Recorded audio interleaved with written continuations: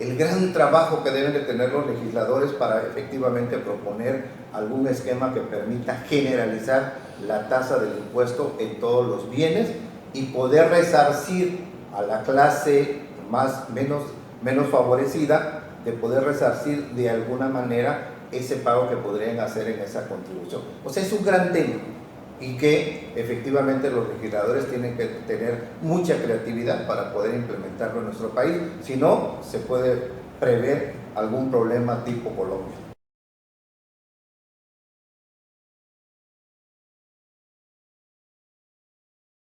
Sí, como cascada. Moisés, ¿querías aportar algo? Te agradezco bastante, Leopoldo.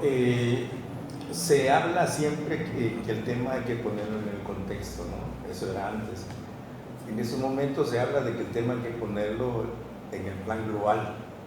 El fenómeno de Colombia es una entidad geoestratégica muy importante.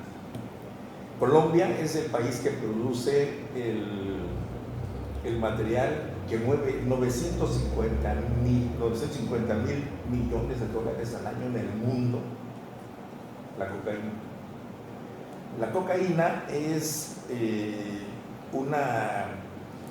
una actividad que financian en un momento los laboratorios para medicina. Sin embargo, se utiliza un excedente para el consumo de los adictos a la cocaína. Entonces, hay una lucha por esos mercados en el mundo.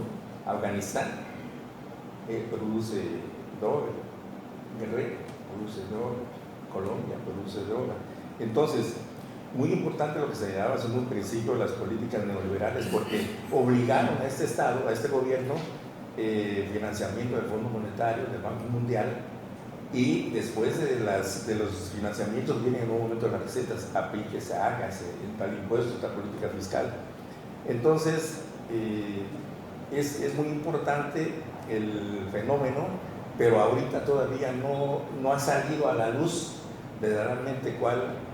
Antes de ello está el financiamiento, que puede ser en un momento una de las causas, pero en el fondo no deja de ser muy importante la droga, no deja de ser muy importante el conflicto que existe de la firma de la paz que hicieron, que no hay acuerdo, que están en muchos desacuerdos en la sociedad civil de la aceptación de la fusión, de la unidad de la firma de la paz de la sociedad civil con los guerrilleros. Hay conflictos muy serios. Tienes razón, Moy. En estos momentos en Colombia incluso las FARC surgen a raíz de este Bogotazo de los años 40. Ahí surgen las FARC. Y pues obvio, el papel de la droga como generador de riqueza y de dineros es innegable. Solo en México el mayor empleador en este país es la entidad paraestatal Pemex y la privada es Nueva Walmart de México. Pero la que le sigue por el número de gentes que trabajan para un patrón serían todas las empresas que se derivan de el Chapo Guzmán, este cártel. Él sería el mayor empleador en este país si se considerara como una empresa legalmente establecida. De ese tamaño es el nivel de números que se manejan en la droga en todos los países de Latinoamérica. Pero Gonzalo Vázquez, volviendo a lo mismo, aquí nos hablaste de IVA, pero también hay impuestos sobre la renta. Entonces creo que hay dos grandes impuestos, ¿no? Y eso es muy común en todos los países. ¿Qué cosa es IVA y qué cosa es ISR? ¿Por qué hay uno y por qué hay otro? Sí, efectivamente, el impuesto sobre la renta es el impuesto a la generación del ingreso, el impuesto patrimonial de las personas. Con la medida en que tú generas ingreso, en esa medida tú pagas el impuesto, cosa que no sucede con el impuesto al valor agregado. El impuesto al valor agregado es un impuesto indirecto que se causa al consumo. En la medida en que tú consumas, en esa medida haces el pago del impuesto al valor agregado. Hoy en día sabemos que los contribuyentes del impuesto al valor agregado no son realmente los contribuyentes, son prácticamente retenedores. El contribuyente es el consumidor final, el que compra el producto al final de toda la cadena productiva y en ese momento paga el impuesto al valor agregado. Nosotros como empresa o las empresas lo único que hacen es retenerlo y enterarlo, en su caso, con un procedimiento de acreditamiento que la gran mayoría conoce. Pero ese es en esencia, estos son los dos grandes impuestos. Hoy en día el impuesto principal en nuestro país es el impuesto sobre la renta, el impuesto que pagan las personas físicas o las personas morales, siempre y cuando tengan ingresos. Y en esa medida van a pagar de acuerdo al tipo de ingreso que tengan, ya sea persona física o persona moral.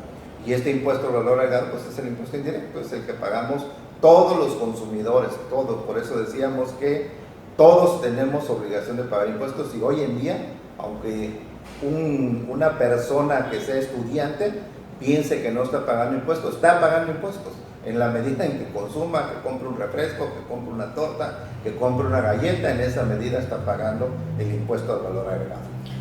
Gonzalo, he oído también que hablan de los impuestos progresivos. ¿En dónde caeríamos nosotros? ¿Cuál de esos dos grandes impuestos sería el progresivo? El progresivo, efectivamente, el impuesto sobre la renta podría ser el progresivo, pero en este caso, afortunadamente, hoy en día en nuestro país no se ha visto modificado. Yo creo que ese viene la gran reforma para el próximo año, pensamos. Yo en lo personal espero que se haya una reducción de impuesto sobre la renta y probablemente un aumento en el impuesto al valor agregado. Creo yo que debemos de generar mucha actividad económica en la medida en que las empresas paguen un poco menos de impuestos. Eso les permite reinvertir sus utilidades y generan más actividad económica. Esto lo tenemos que volver un círculo virtuoso. En la medida en que las empresas tengan más posibilidades de recursos, en esa medida van a generar más empleo, más actividad económica, más movimiento económico, como consecuencia, al final, más impuestos.